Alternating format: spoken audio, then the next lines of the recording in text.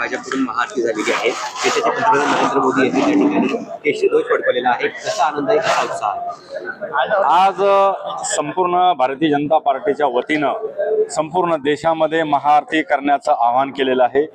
आपल्या देशाचे प्रधानमंत्री नरेंद्रजी मोदी यांच्या अथक प्रयत्नानं गेल्या 500 वर्षापासून सनातन हिंदू धर्माची मागणी होती की प्रभू रामचंद्राचं मंदिर अयोध्येमध्ये उभं राहिलं पाहिजे. अनेक प्रकारच्या कचेरे खटल्या त्या ठिकाणी झाले आणि हिंदू समाजाला एक प्रकारे त्या ठिकाणी न्याय मिळाला.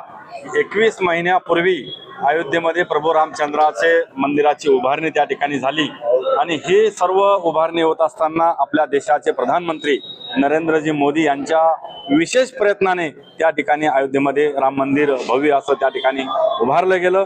आणि आज प्रभू रामचंद्राच्या लग्नाच्या त्या तिथीच्या निमित्तानं सुद्धा आज जालना येथील सर्व रामभक्त एकत्रित येऊन महाआरतीचं आयोजन या ठिकाणी केलेलं आहे.